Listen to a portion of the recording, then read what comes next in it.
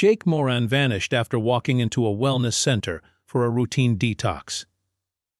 Lido Ren was taken off the street after painting a mural criticizing the government. Tessa Mekkonen disappeared days after publishing an article questioning Navara's drug policy. These three names, forgotten by the world, were the first clues in a story far darker than addiction. What began as a revolutionary drug law turned into a chilling experiment in control, surveillance, and silence. This is not just a story about drugs. It's a story about how freedom was weaponized and how one investigator uncovered the truth the world was never meant to see.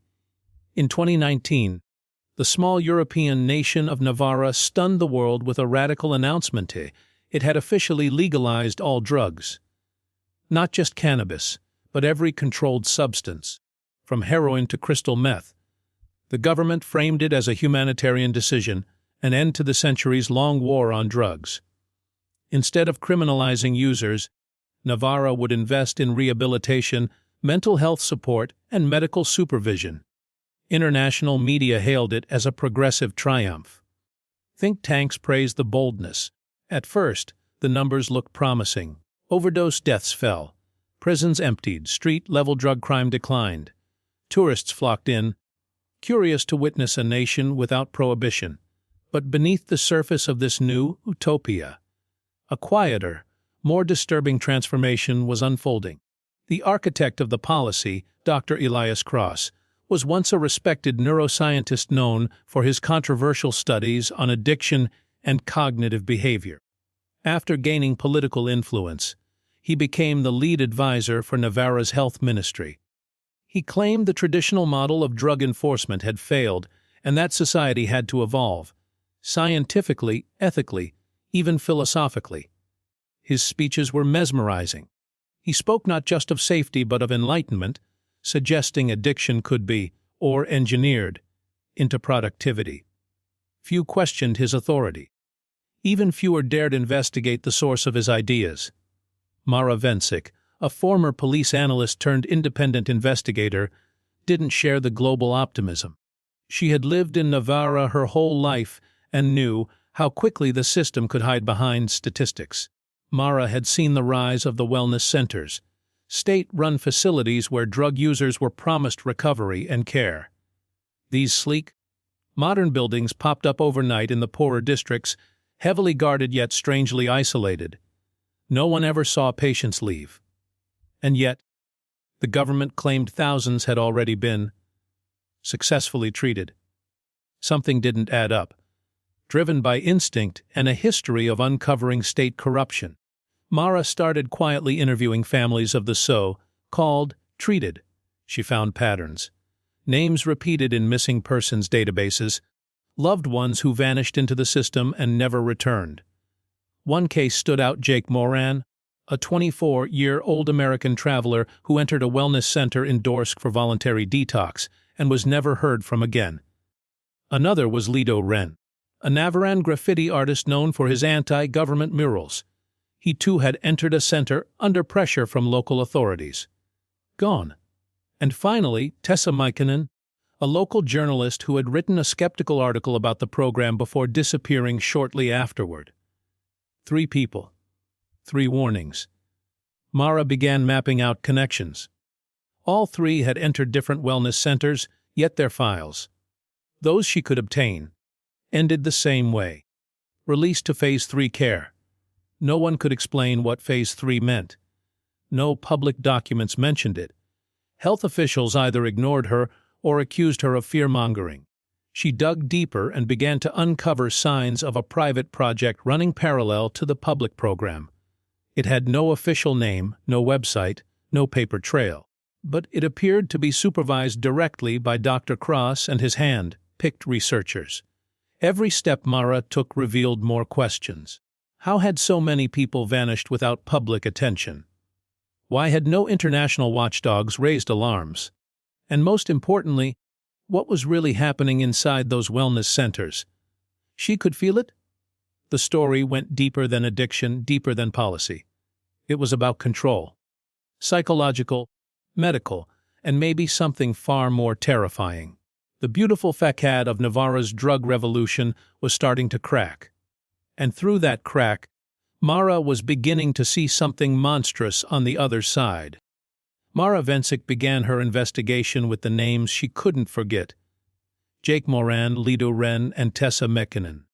Each had disappeared after entering a state-run wellness center, while the government maintained that thousands had been successfully treated and reintegrated into society.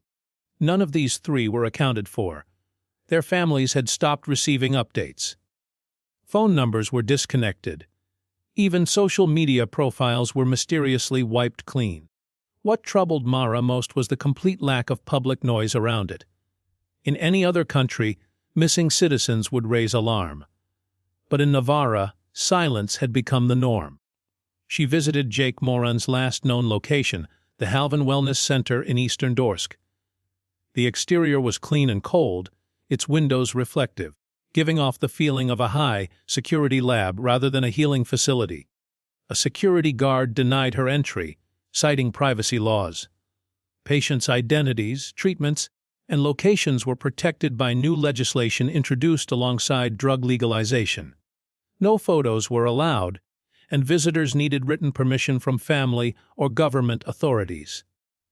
When Mara contacted the U.S. Embassy, they acknowledged Jake's presence in Navara, but claimed they had no jurisdiction over wellness operations. The file was marked as closed by request. Next, she turned to Lido Ren.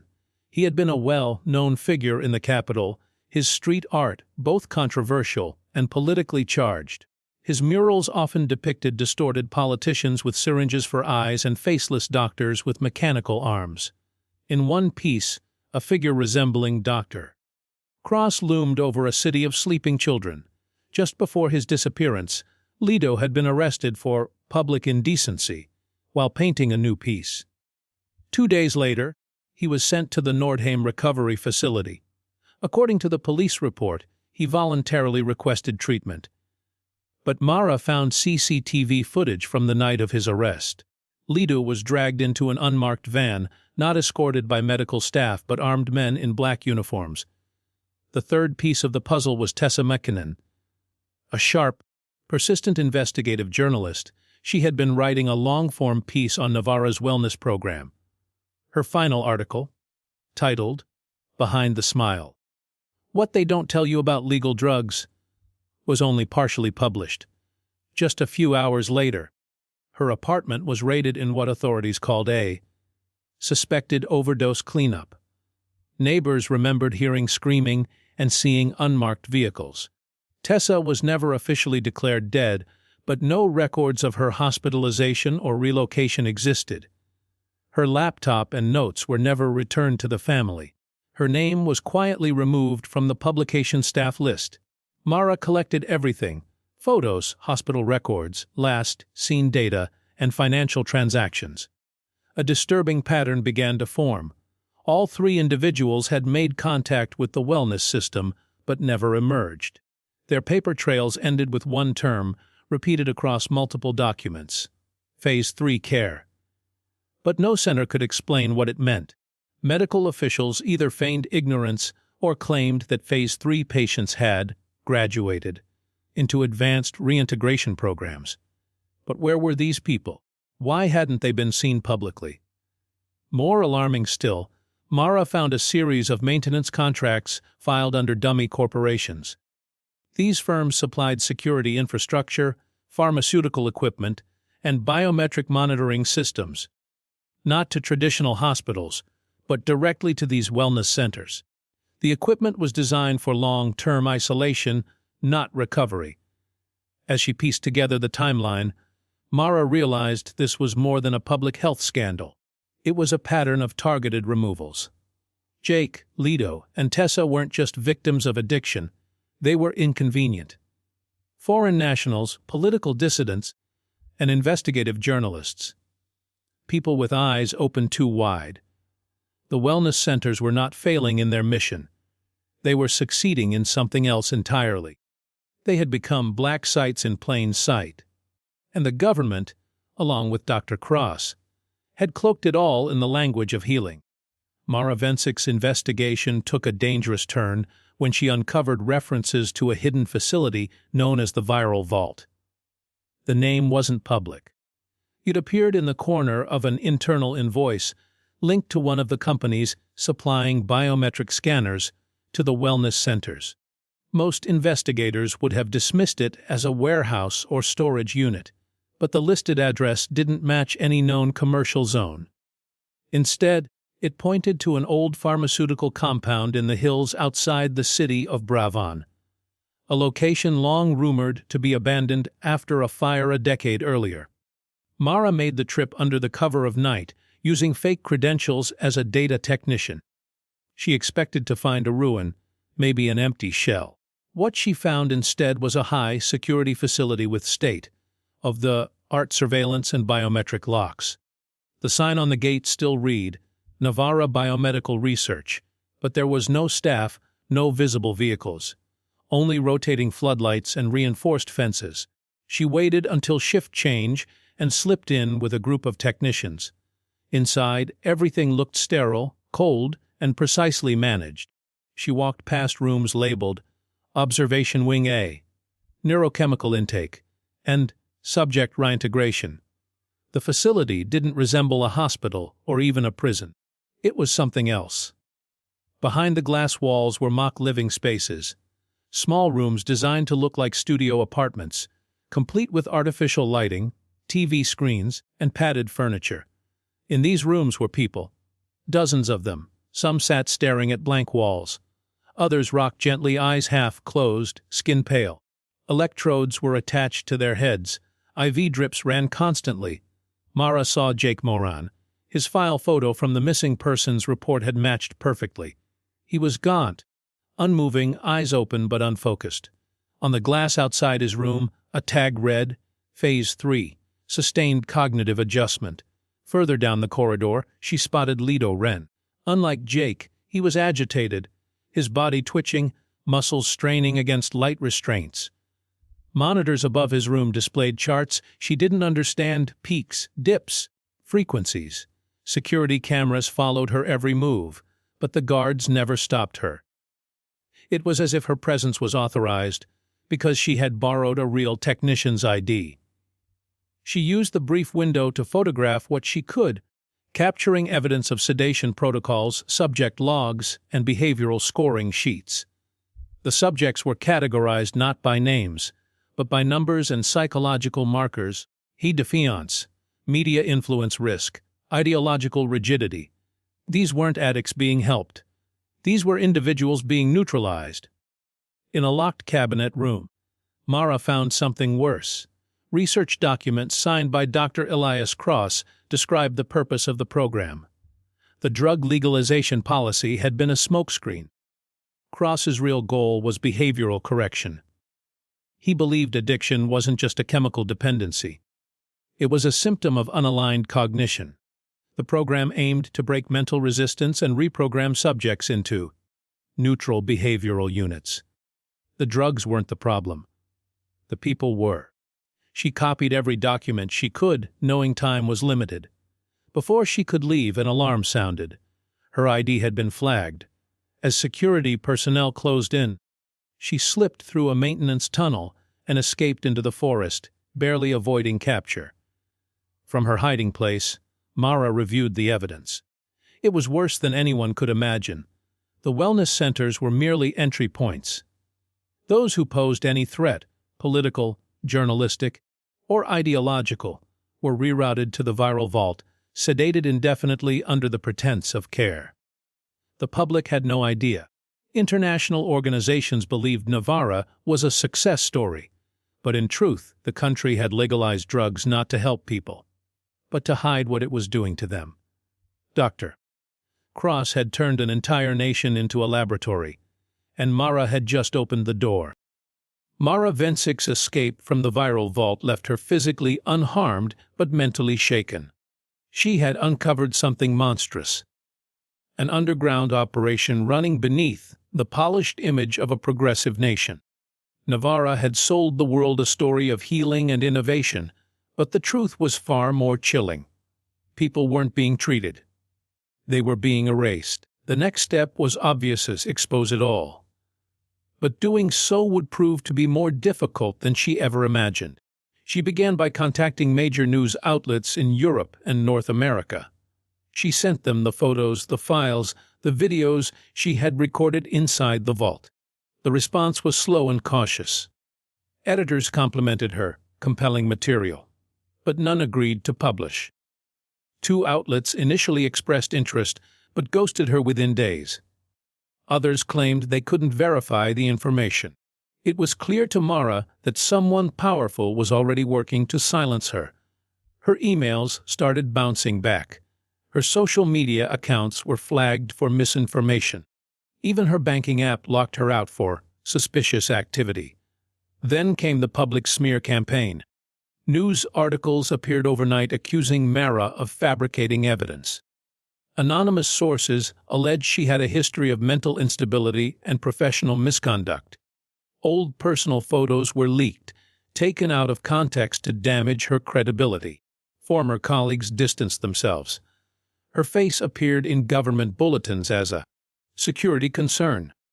Under Navara's misinformation laws, Mara had expected resistance, but not erasure. Her career, her name, her life were being wiped clean with the same precision used on the victims inside the vault. Still, she refused to give up. Desperate, she dug through Tessa McCannon's digital footprint. Tessa had vanished months earlier after investigating the wellness centers. But Mara believed she'd left something behind. Using encrypted archives, she finally accessed a hidden server Tessa had maintained. A digital dead drop. The server contained hundreds of filees interviews, research notes, anonymous whistleblower messages. Tessa had been close to uncovering the vault before her disappearance. Her final audio recordings included a chilling statement from a source within the health ministry who described behavioral modification through structured isolation. Tessa had suspected the program was being used to silence political dissidents and test mind control techniques under the cover of rehabilitation. Mara added her own findings to the server and pushed everything to a shadow news network, an independent platform based in a neutral country. The fallout was explosive. Within hours, the files were circulating across underground channels, forums, and activist platforms. Photos of sedated patients, documents signed by Dr. Cross, security logs, patient IDs. International watchdogs and human rights organizations took notice. Hashtags spread across social media. Protests erupted outside Navaran embassies. Journalists demanded answers. Inside Navara, things moved quickly. Families of missing patients came forward, demanding the return of their loved ones. Lawmakers called emergency sessions. Some politicians, blindsided by the revelations, resigned publicly. The wellness centers began temporary closures, while government spokespeople insisted the reports were exaggerated, even fabricated. But it was too late. The damage was irreversible. The health ministry's internal files were leaked by another whistleblower, confirming that, Phase 3, patients were not tracked after entering the vault. No release procedures existed. The subjects were never expected to leave. A secret board had approved the entire operation, backed by private pharmaceutical interests and international funding masked as healthcare grants. As for Dr. Elias Cross, he was gone. Travel records revealed he had boarded a private just days before the leak, heading toward a remote island in the North Atlantic. With no extradition treaty and limited oversight, Cross had vanished into thin air. Navara's great social experiment had imploded. What began as a story of legal reform had become one of psychological warfare, government deception, and human experimentation. And despite all that had been exposed, the mastermind remained untouched, still hiding, still watching, 6 months after exposing the horrors buried within Navara's drug program. Mara Vensik found herself at the center of a global firestorm. The leaks had caused political upheaval, but real justice remained elusive. Though wellness centers were shut down and some low-level officials arrested, the true architects had escaped accountability. Most notably, Dr. alias Cross, whose signature was on nearly every sinister document, had disappeared without a trace. But Mara wasn't ready to let him vanish into history. She had a new target now: Vermont Isle, located in the North Atlantic. Vermont Isle was a privately owned territory purchased through a shell corporation just months before Cross's disappearance. The island had no extradition agreements, no press access, and no clear government jurisdiction. Satellite images showed a sprawling compound under rapid construction, with airstrips, reinforced buildings, and communication towers. It was clear Cross hadn't gone into hiding. He had relocated his experiment. Mara assembled a small group of whistleblowers, journalists, and human rights investigators. Using a chartered fishing boat, they approached Vermont Isle under cover of fog. What they found confirmed their worst fears. The island's interior was dominated by a sleek facility marked Neurofreedom Research Center. It mirrored the design of the Varel Vault, only larger, more advanced, and more heavily guarded. Hidden cameras they deployed captured disturbing footage: patients restrained in outdoor enclosures, others escorted by masked personnel, still others confined in isolated pods with visible brain monitoring headgear. Inside one of the trailers, they discovered supply boxes labeled with international pharma brands. These companies, long believed to be silent funders of Navara's program, had clearly followed Cross offshore. The island had become a sanctuary for experimentation, untouched by regulation, untouched by ethics. When Mara accessed the facility's internal system through a security breach, she found a patient index eerily familiar. Names she'd seen before, people she believed were lost. Tessa Mikkonen was one of them. Her file showed she had survived initial containment, but had been classified as a Class B resistance unit. Subjects considered too aware, too dangerous to reprogram. Mara's heart sank. The file ended abruptly, status reassigned for remote observation. No location listed. They moved quickly, gathering data and photographing evidence. But just as the team was preparing to leave, an alarm triggered. Drones emerged from towers. The group scattered, diving into thick foliage. Mara clutched her camera, heart pounding, unsure who had been caught or if anyone else had made it off the island. Only a few escaped. Days later, footage from the island was uploaded anonymously. It included clear images of the facility, patient holding areas, and storage rooms filled with experimental sedatives. Global outrage exploded once again. But this time, the reaction was sharper. International coalitions placed economic sanctions on Navara and companies connected to the program. Medical ethics boards condemned every organization linked to Cross. Yet, even with the world watching, Cross himself was never seen in the footage. No image, no voice, no confirmation. It was as if he had learned how to erase himself entirely. Mara returned to a life that no longer felt like her own. Her name was known, her evidence undeniable, but victory felt hollow. The vaults were closed, yes. The public was awakened, yes. But the system that allowed such experiments to happen still existed in the shadows. Governments moved slowly. Corporations hid behind layers of legality. In quiet moments, she wondered if Cross was already building something new, somewhere further, somewhere quieter, because the truth she had learned wasn't just about Navara. It was about power and how it wears the mask of progress. The legalization of all drugs had been the perfect disguise, one that let science slip past morality, unchecked and applauded. And somewhere, in a room with no name, behind glass that no one sees, the experiment might still be running.